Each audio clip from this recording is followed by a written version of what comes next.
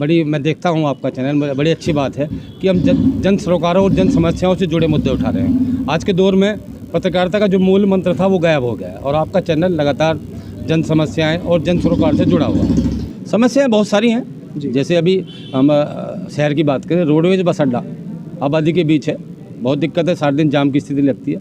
बड़ी समस्या अतिक्रमण की है। बड़ी समस्या ये है कि ट्रैफिक ज़्यादा है और सड़कें संकरी हो चुकी हैं, उन पर पैदल चलना भी बड़ा मुश्किल हो रहा है। तो ढेर सारी समस्याएं हैं। विकास की बात करें, औद्योगिक क्षेत्र की बात करें तो औद्योगिक क्षेत्र में भी हम पिछड़े हैं, क्योंकि जब अपराध था मुजफ्फरनगर में तो काफ़ी उद्योग घराने थे वो पलायन कर गए थे। अब धीरे धीरे माहौल बदला तो लौट रहे हैं, तो अभी कई समस्या, बहुत ढेर सारी समस्या हैं। अब वो धीरे धीरे उनका समस्या का समाधान हो पाएगा। नमस्कार, आईपा के मंच में आपका स्वागत है। मैं अनमोल कुमार। आईपा यानी all India progressive politics association, जो बात करता है हमेशा जन सरोकार की, जन समस्याओं की और समस्याओं के समाधान की। उसी को लेकर आज हमारे बीच वरिष्ठ पत्रकार राकेश शर्मा जी हैं, जो लगभग 28 वर्षों से पत्रकारिता करते आ रहे हैं। वहीं अलग अलग क्षेत्रों में भी राकेश शर्मा के द्वारा पत्रकारिता की गई है।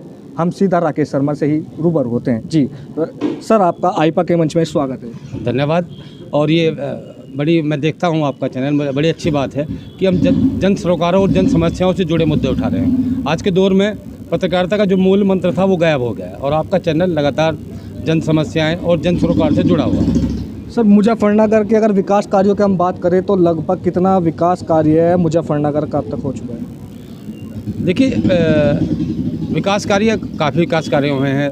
हाईवे जो बरसों से रुका हुआ था वो हाईवे बनकर तैयार हो गया है, और कई हाईवे जो पानीपत खटेमा की बात करें हम, या सहारनपुर को थोली से जोड़ने की बात करें, ये कई हाईवे जो है, करीब 4 हाईवे इस सरकार में ज़िले को मिले हैं। सुरक्षा की अगर हम बात करें तो मुजफ्फरनगर ज़िला अब कितना सुरक्षित महसूस करता है? बिल्कुल, क्योंकि कानून व्यवस्था की अगर हम बात करें, कानून व्यवस्था पहले के मुकाबले, क्योंकि हमने उस दशक में पत्रकारिता की थी जिस समय 85 बदमाश अगर यूपी में होते थे तो उसमें से 40 बदमाश, 35 बदमाश मुजफ्फरनगर के होते थे। इस बार जो है बदमाश, क्योंकि पुलिस का जो है वो घुटना तोड़ो अभियान चला है यूपी पुलिस का, उसका असर दिख रहा है। गांव-गांव में अपराध कम हुए हैं और सुरक्षा का माहौल पैदा हुआ है। सर, चुनाव नज़दीक है। 2013 का दंगा हुआ था मुजफ्फरनगर में ही। क्या इस बार भी कोई चुनाव पर 2013 के दंगे का असर पड़ने वाला है?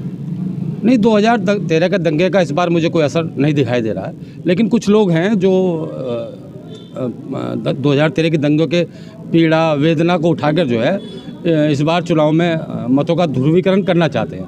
लेकिन जो नया समीकरण इस बार ज़िले में बना है जाटों का और मुस्लिमों का, ये समीकरण जो है से नहीं लगता कि 2013 के दंगों का इस बार चुनाव में कोई असर दिखने वाला है। सर, 6 की 6 विधानसभा सीट पर मुजफ्फरनगर की बीजेपी का कब्जा था। इस बार क्या लगता है, बीजेपी का ही कब्जा होने वाला है या फिर कुछ और सीटें कुछ खतरे में भी है?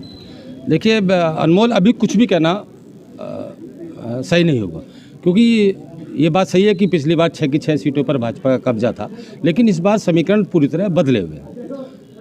और कोई भाजपा या गठबंधन कोई भी कुछ दावा करे कि हम फलानी जीत रहे हैं, फलानी सीट हम जीत रहे हैं, लेकिन ऐसा मैं दावे से कह सकता हूं कि जिस तरह का माहौल है, जिस तरह से समीकरण बदल रहे हैं, सभी सीटों पर भाजपा और गठबंधन का सीधा मुकाबला है। उसमें बसपा त्रिकोणीय, कई सीटों पर ऐसी हैं जिसमें बसपा त्रिकोणीय मुकाबला बनाने की प्रयास में जुटी है। लेकिन मेरे हिसाब से अभी यह दावा मैं नहीं कर सकता कि कौन सी सीट कौन जीत रहा है। कड़ाके की टक्कर है, सीधी टक्कर है, और ये कहना अभी मुश्किल है। जब तक ईवीएम, ये तय उस समय हो पाएगा जब तक कि ईवीएम में कितने मत किसके हक में पहुंचते हैं।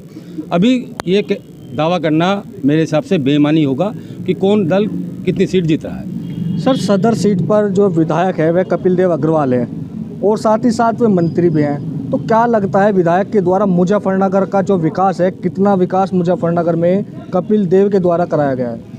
नहीं, विकास तो हुआ है, लेकिन हर मतदाता का जो देखने का चश्मा अलग अलग होता है। मैं दावा कर दूं कि विकास हुआ है, लेकिन दूसरा मतदाता नहीं सोचता विकास नहीं हुआ है, क्योंकि हर आदमी का अपना सियासी जुड़ाव है। तो विकास तो हुआ है, लेकिन सबको संतुष्ट कर पाना मेरे हिसाब से मुश्किल है। महिलाओं की सुरक्षा की अगर हम बात करें तो मुजफ्फरनगर की जो महिलाएं हैं कितना सुरक्षित आपको लगता है कि महिलाएं सुरक्षित है, कितना मानते हैं? नहीं, आप भी देख रहे हैं माहौल बदला है। और रात को हम लोग बैठते देखते थे कि पहले महिलाएं दिन 6 के बाद नहीं निकलती थी, अब तो रात को हम सड़कों पर देखते हैं 8 बजे, 8:30 बजे, 9 बजे बच्चियाँ हैं, महिलाएँ हैं, स्कूटी पर चलती हैं, अकेली चलती हैं। तो इस तरह का माहौल सुधरा है और लोगों में एक सुरक्षा की भावना पैदा हुई है। सर, मुजफ्फरनगर जो है लगातार प्रगति की ओर बढ़ रहा है, ऐसे में आपको क्या लगता है मुजफ्फरनगर के अंदर ऐसी अभी भी कौन सी समस्या है जिसका समाधान कोई भी सरकार अभी करा नहीं पाई है? ऐसी कोई समस्या बताएं। समस्याएं बहुत सारी हैं। जी। जैसे अभी हम शहर की बात करें, रोडवेज बस अड्डा आबादी के बीच है, बहुत दिक्कत है, 60 दिन जाम की स्थिति लगती है। बड़ी समस्या अतिक्रमण की है। बड़ी समस्या ये है कि ट्रैफिक ज़्यादा है और सड़कें संकरी हो चुकी हैं, उन पर पैदल चलना भी बड़ा मुश्किल हो रहा है। तो ढेर सारी समस्याएं हैं। विकास की बात करें, औद्योगिक क्षेत्र की बात करें, तो औद्योगिक क्षेत्र में भी हम पिछड़े हैं, क्योंकि जब अपराध था मुजफ्फरनगर में तो काफ़ी उद्योग घराने थे वो पलायन कर गए थे।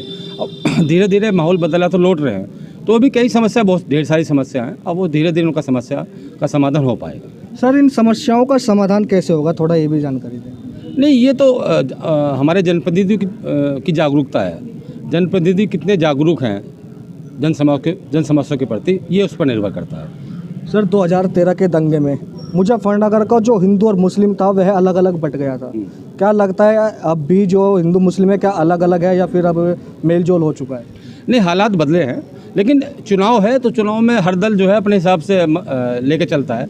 कुछ लोग हैं अभी भी 2013 का दंगा है उसे उठा रहे हैं ताकि मत विभाजन हो सके। और ख़ासतौर से भाजपा के लोग भी, कई लोग, अभी अमित शाह आए थे, उन्होंने भी 2013 की बात कही, और तमाम दूसरे नेता भी हैं वो 2013 की बात करके मतों का विभाजन करने का प्रयास कर रहे हैं। लेकिन इस बार जो समीकरण मुजफ्फरनगर में बना है, वेस्ट यूपी में बना है, जाट और मुस्लिम का, वो अपने आप में बड़ा समीकरण है। ये हमारे साथ वरिष्ठ पत्रकार राकेश शर्मा जी थे, जिन्होंने अभी हमें मुजफ्फरनगर की जो राजनीति है उनके बारे में भी रूबरू किया और मुजफ्फरनगर की समस्याओं के बारे में भी हमें बताया और समस्याओं का समाधान भी बताया। अपने सहयोगी नीरज के साथ अनमोल कुमार, आई पा मंच, मुजफ्फरनगर। हमारी वीडियो को लाइक करें, शेयर करें। धन्यवाद।